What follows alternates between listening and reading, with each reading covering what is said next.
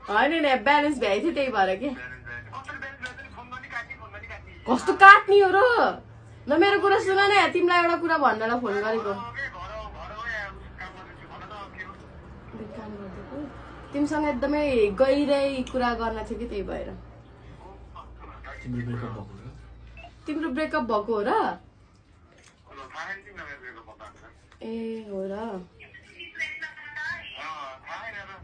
थाहा थिएन आजै थाहा भयो ल कङ्ग्रेचुलेसन ब्रेकअप भएकोमा त्यसैको ऊ के भन्छ अरे दाइलाई सोधेको कि के